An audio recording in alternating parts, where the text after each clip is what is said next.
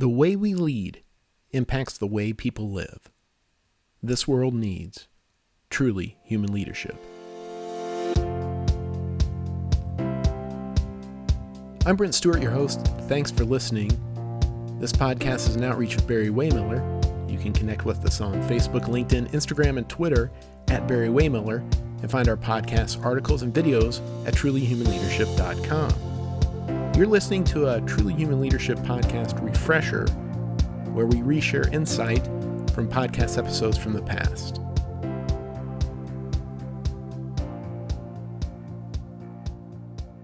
We talk a lot on this podcast about how the language of business is broken, how common terms such as headcount, manager, human resources, and even employee contribute to a culture where people are treated as objects and are devalued.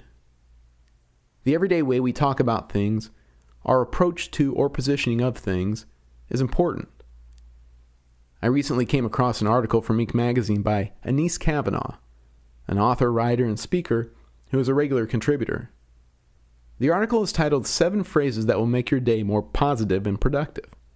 And in it, Anese makes a great point about how our everyday casual thought processes can affect our speech and everyday life. In it, she says, the lens we look through has a huge impact on how we see the world, how we see people, our self-imposed or other imposed stress levels, how much energy and excitement we have for engaging, what we do, and ultimately the results we get. Language and framing is essential here, and bonus, they support each other. Because our language is such a contributor to creating a place where everybody feels like they matter, I and Barry-Wehmiller global messaging leader Mary Rudder had a conversation on this topic with Anese, and found that her thinking aligns with much of what we talk about here at Barry-Wehmiller. The conversation begins with Anese introducing a concept she writes about in her book, Contagious Culture: Show Up, Set the Tone, and Intentionally Create an Organization That Thrives. The concept is called the IEP Method, which stands for Intentional Energetic Presence. Intentional energetic presence is basically all about how you show up. It's how you show up in the world for other people, and it's also how you show up for yourself. So I break it down into two different ways of thinking about it. There's, literally the intentional energetic presence, which is about me being intentional about what I bring into the room and what my energy is and how people are going to receive me. That's the intentional energetic presence piece. But if you break down those 3 words, you've got intention, which is all about how, what you want to have happen. You have energy, which is all about the energy you create to sustain yourself, how you take care of yourself, the food you eat, the energy you bring to the table. And then you have your presence, which is all about how you show up, how people experience you, being present in the moment, being present right now on this conversation that we're having, being present to what's happening in my organization, being present to what's happening to my life. So I look at all of it together, and it creates a really holistic way of looking at leadership and how do we create impact in the world. And of course, it always starts with us. So I believe that we set the tone, each of us individually. So I think that I could be in a negative workplace, right? I could be surrounded by a bunch of people who are really negative, low vibration, Debbie Downers, whatever you want to call it. And I still have power to shift that, or to do as much as I can to shift it by the way that I show up, the way that I think about things, the way that I engage with those people, the way that I, in IEP talk, the way that I hold my own space and my own field. I still have the power to either be a positive or a negative contribution to whatever's happening in that environment. And so, a lot of times people think with culture, I do a lot of work with companies on culture, culture change and culture shifting. And a lot of times I think it's going to be that they've got to, everybody in the company has to change. They've got to do all these big corporate initiatives. They've got to get more foosball tables. They've got to do, karaoke night or whatever. And all of that is awesome and great and really great things to add in. But really, when I'm working with people or having people go through our programs, we're pointing them to the fact that no matter what's happening in their organization, no matter what's happening in their family, with their friends, whatever, it actually starts with them. So we have the ability to look at what's happening around us and to decide how we want to interact with it. So when you say positive workforce or negative workforce, positive workforce to me means that everybody in the workforce is taking responsibility for how they show up, or they're at least aware and conscious of it. And that they're doing even the littlest things like these language tweaks I talked about in that article to start bringing themselves to what I think of as a higher vibration. So give us an example of a language tweak for the audience. Sure, absolutely. So, you hear all the time, this happened to me, or I have to do this, I have to do this. And actually, do you have to do it, or are you choosing to do it? So a language tweak, and this is really common in culture, and especially in organizations, like we have to do this, or I have to go to work today, or, I have to get home, I have to go work out. And actually, if you can take a break or take a pause and notice how that language feels in your body, have to is really constrictive. But if we switch it over to I get to go to work today, I actually have a job. I want to, I choose to. Those are three different places to look that actually are a little bit more expansive and can bring us to a different way of looking at what we're about to engage in. Yeah, language is important. I was thinking when you were just saying that about I have to go to the gym, that's probably the phrase that I use every day. Right. I get it. I get it.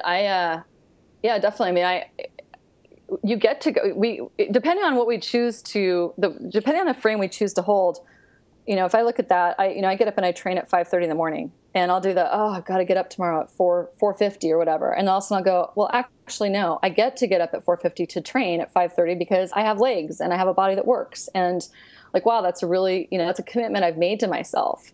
So it just shifts it just a little bit where you've got it just puts you back in the place of author of your life versus being the victim to it. Everybody, and that's what we can control. We can control what we do when we walk in a door every day, and we control our experience. But as a leader in an organization, how can you help facilitate that? How can you help encourage that? Well, I think the first place is modeling it. I think that the first place I always have people look at themselves first when they're trying to help shift behavior around them. I ask them, how are they modeling the behavior they want to see? And that sounds really, really obvious, but it's a really important point to underline, because as a leader in the organization, if I want to start contributing to a more positive culture and better, more positive language and whatnot, it's my opportunity to start modeling that. So me being conscious of how I'm showing up is it's contagious. So it's going to actually have an impact on the people around me. They'll start to pick up on it. That's one. So modeling it. The other thing is, if you notice a lot of people around you in your organization or on your team or in your personal life, like wherever, and you notice they're complaining a lot, a really loving, gentle way to get underneath that is to go, okay, great, I hear your complaint. What would you like instead? And so you point them to what they want instead of the complaining. Because if you look at complaining language, oh, it's so hot in here, it's so hot in here, it's so hot in here, or whatever, I'm so busy, I'm so busy. If you look at complaining language, that's really low vibration, it's constrictive, it's not really compelling. But underneath every complaint is just an uncommunicated request. So if you as a leader can ask your people, like, okay, great, what would you like instead? All of a sudden, it opens them up to start looking at, oh, well, actually, I would love to have the air turned up. Oh, actually, I would love to leave a little bit early today, or whatever it might be. And so that's another way as a leader. And then I guess the another way I would think of is when you're noticing the kind of conversations going on and stuff is starting to go down the tube, how can you, as gently and caringly as possible, get curious about where they're coming from and also offer different frameworks, also offer a different perspective without making them wrong, So there's a way that you can take this too far, which looks like, this. You've got a team that's working together. Something really, really hard has just happened. The team is really sad. They're kind of in a sad and, maybe even a negative, like it's really, really hard. This really, really sucks space. And the leader on the team, trying to be positive and trying to shift it and use positive language goes, oh, but look at the gifts, but look at this, and this is so great, and look at this happening. And that leader has a hard time being with the disappointment of the team. And what ends up happening is because they're not meeting the team where they're at, they actually do more harm than good because they're not validating that the team is in a really difficult space right now. So you can take this too far to the other direction too. Does that make sense? Yes, it certainly does. I mean, it depends upon a foundation of empathetic listening. I mean, really Absolutely. being willing to hear what the message behind the words, because you're right. When you complain, there's really, most of the time, there's something that can be done about it. Absolutely. And I mean, I'd even add, I'll use myself with my team. If my company is going through a hard time, or we've just had to let somebody go, or whatever has happened, and my team is in, they're in a more like a lower space, a more difficult space. If I don't acknowledge that and make space for that, then then again, it's that empathetic listening. If I don't acknowledge it and make space for it, then I am invalidating what they're feeling, and I'm going to break trust and credibility with them. So there's a way that as that leader, I can say, hey guys, I know this is happening. How are you doing? Let's talk about it. And we can all put it on the table, and we can, really honestly process how, scared people are, or frustrated, or whatever. And then bringing them with me, we can start to look at, okay, what would we like to do next with this? So it really is taking people on the path with us. And I think that, one of the things we're talking about is there's two ways to frame out this languaging thing. One is just your general language as you go throughout your day. I have to go to the gym, or I get to go to the gym. I have to go to work, or I get to go to work. Or, my favorite one is I replace busy, I'm so busy, with I'm richly scheduled, or I'm on purpose. And that one personally serves me. So there's the moment-to-moment internal language, internal dialogue that's happening, and how we relate to what's happening in our lives. And then there's the how do we deal with that in an organization, especially with our team, when something's going on and we want to start to shift it to a more productive and positive way, but we also have to meet them where they're at if they're not in that space yet. I think in those cases where you feel like you really, really don't have a lot of choice, you want to look at what's the littlest thing you could do to shift your state so it feels a little bit better. What's the littlest thing you can do? So for example, if I'm working in a space and I'm working a ton and I'm feeling overwhelmed by all my work, and I have to be there 15 hours a day for a while, what is that in service of? So if I can tap into, I'm working 15 hours a day right now because I'm putting food on the table for my family, and I'm really grateful I'm able to do that. Or I'm working 15 hours a day because we've got this huge project launch or something coming up, and it's really important because it's in service of the bigger vision of the company. If I can tap into the why, or if I can do the littlest thing possible, that the goal here is not to be inauthentic and fake it, but rather to find little spaces that give me a little bit, or find little things that will give me a little bit more space so I can breathe a little bit more easily. And then from there, I'll find different ways to actually make that situation feel even better.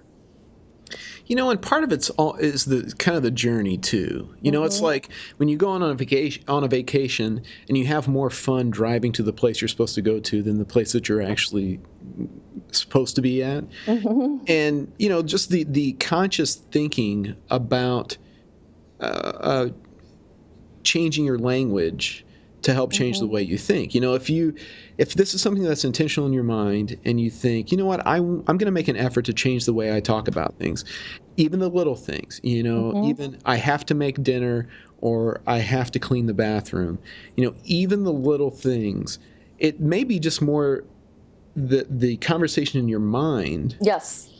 Really, than anything else, than actually saying the right words. Yes, I love it that you just said that. Yes, to me, this is an inside job. There's external language that's getting communicated, of course, but even more importantly is the inside job that's happening. And when I look at leadership, I think of leadership as about 70% is awareness.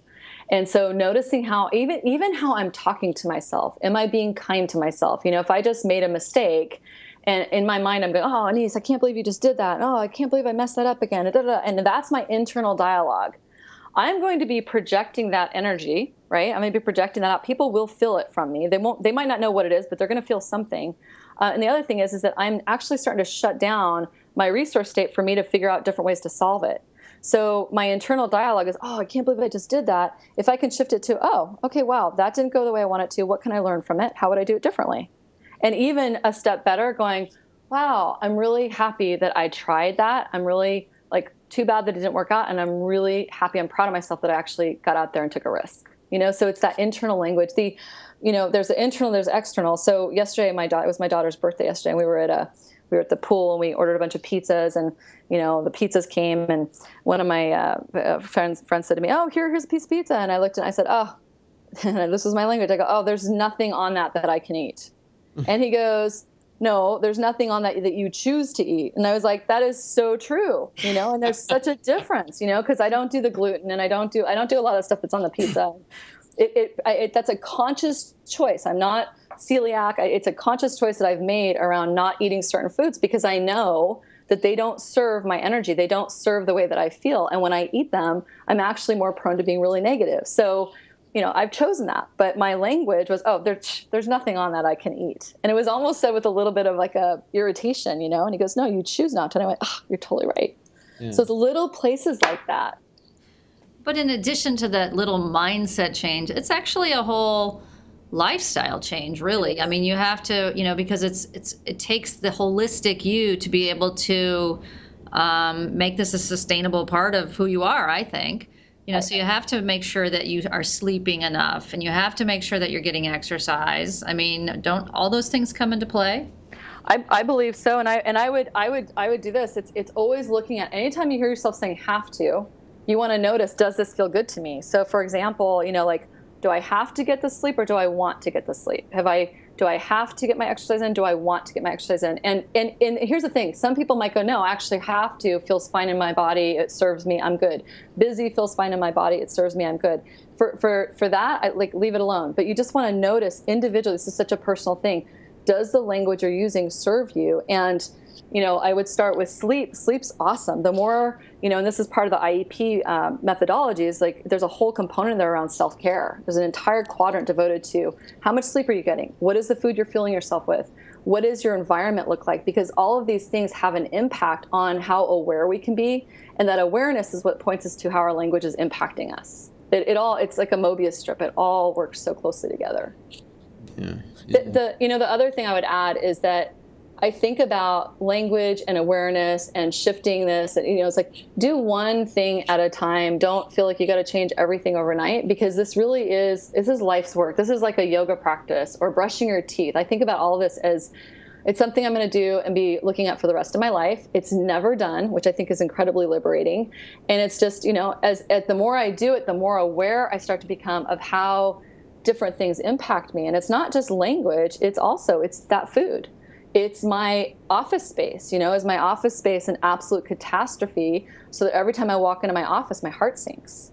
Mm-hmm. It's the people I hang out with. Do the people that I hang out with, when my caller ID shows, George on the phone, does my heart sink? Or do I feel like really excited to talk to him? It's really starting to look at how do the things around you impact your energetic field, and how are you contributing to that? And 95% of the time, actually I would probably say 98% of the time, I'm contributing to it in some way that's creating that in my life. And in turn, we are part of a much bigger ecosystem. Mm-hmm. So when we shift the focus, the talk to workplaces, we're part of that ecosystem at a workplace. And so we contribute either positive or negatively to that ecosystem, to the environment of that ecosystem, mm-hmm. whether you're a leader or whether you're anybody else on the team. Yeah, absolutely. And so all these pieces add up to something much bigger. Absolutely. And what's fun about it is that the book that I wrote, it's called Contagious Culture, and the whole idea is it's bringing this content into your life in all these different ways, but it's really looking at how it doesn't take huge changes to do this. It's just little bits of awareness here and there that you start to notice, like, oh, actually the way that I'm thinking about this, or the way that I'm looking at this person, or even my body language is having an impact, and that impact now is contagious, and that's going to ripple to the next person, the next person, the next person. It doesn't matter if I'm the CEO or the janitor of the company. My presence has impact, and it is contagious. So with the IEP content and some of the stuff we're talking about, like the language and everything, it's looking at what is the littlest thing you can do at any moment or on an ongoing basis as a practice, which then becomes a habit. What's the littlest thing you can do to really start to nourish yourself so that you can show up as positively and strongly as possible, so you become positively contagious, and then that infects the ecosystem we're talking about. As you've worked with companies, as you've talked to leaders, as you talk to people, have you encountered any maybe naysayers, or people who are just people that they think, oh, you know what, I'm just a cynical person. I talk the way I talk. I think the way I talk. have you encountered anybody like that? And what do you say to people like that?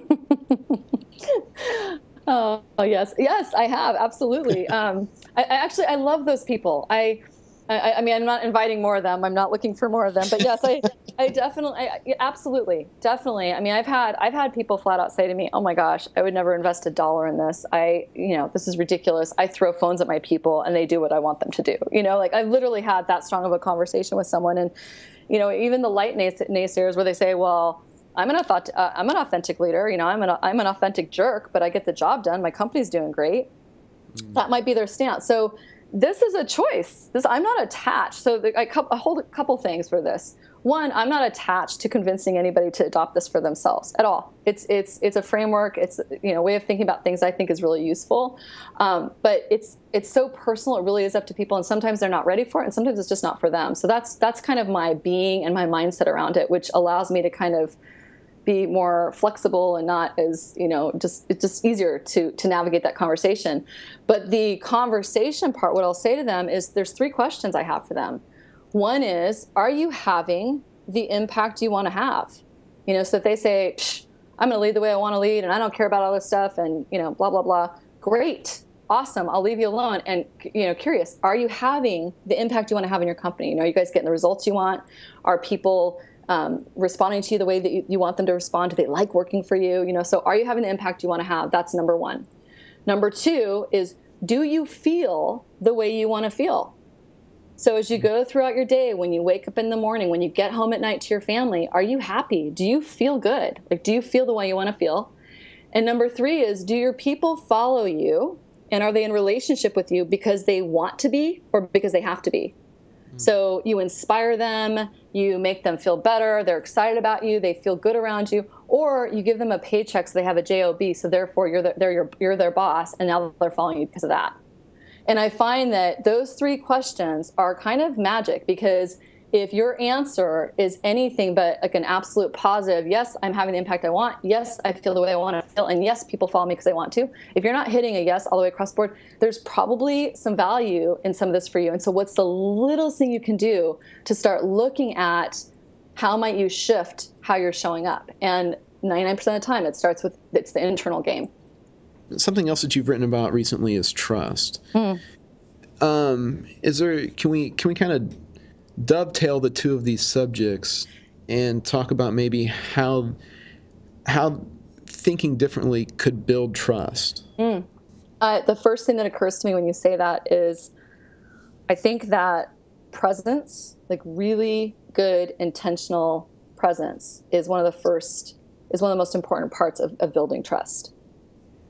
I think that your ability as a leader to be present and to be open and curious, and to, see people as people. I think that this is one of the most important components, and just in your presence and how you show up, that helps to build trust.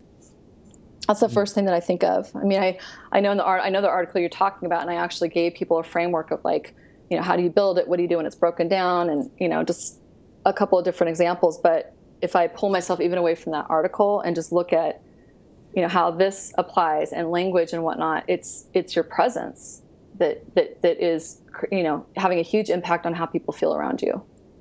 There was something else that I was thinking about with this too. And, it's not always it's not a Pollyanna way of dealing with things. It's not everything's rainbows and unicorns, right, and pink clouds. Right. So when you talk about an intentional presence, and especially in terms of building trust, it's being honest and being forthright. That's part of it as well. Absolutely. But that doesn't have to be negative. That's still positive interactions with people when they get that forthrightness. That's a trust builder as well. I totally agree with you. That's part of. I agree. That was the example I gave earlier on this conversation about the leader who goes in and the team's in a low space and they come in, they're like, oh, it's gonna be great. Look at all this, and they're breaking trust. The ability. None of this is about. I'm so glad you brought up the Pollyanna thing, because none of what I am offering here is about being inauthentic, faking it, being Pollyanna.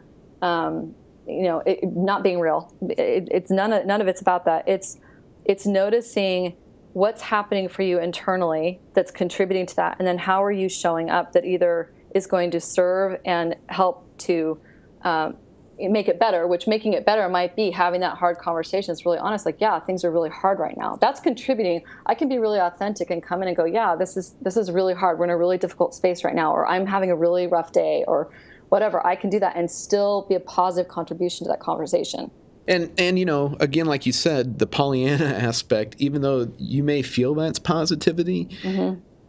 I like what you said about that being a breach of trust, mm-hmm. in a sense, because I think that's when people think about being more positive or having a more positive environment, it's about ignoring the things that are going wrong, right? Ignoring the elephants in the room. When I think about positive work environment, I don't think about everybody's running around and they're like bouncing off the walls and there's balloons and it just feels so good to be there. I think about it as it's a safe environment for people to be honest. I think about it as people are accountable for showing up and they're willing to keep coming back to the table to work through things.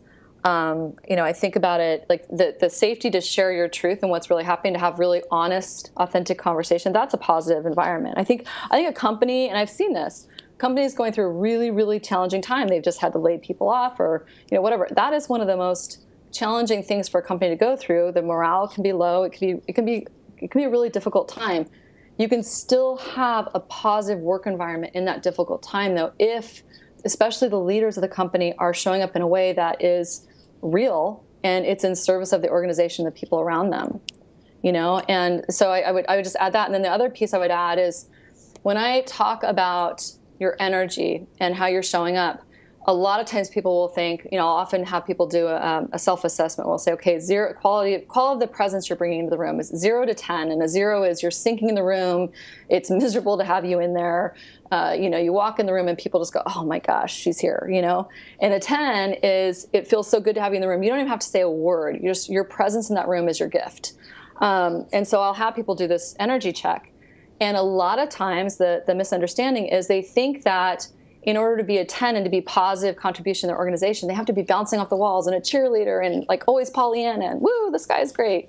And actually that's not it, because you can be that and you can be an absolute negative contribution to your organization. So when I look at positive energy and the vibration you're bringing in, the quality of your presence, I am literally looking at what is the quality of your presence? What is the quality of the presence you bring to the room? How do you feel to be around?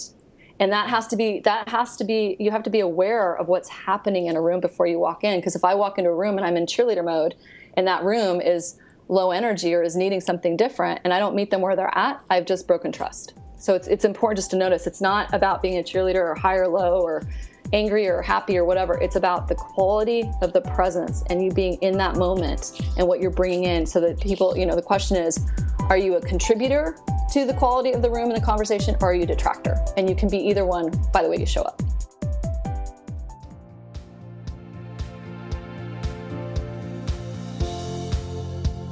Don't forget to find us and connect on Facebook, LinkedIn, Instagram, Twitter at Barry-Wehmiller. And you can find more podcasts, articles, and videos at trulyhumanleadership.com. I'm Brent Stewart. Thanks for listening.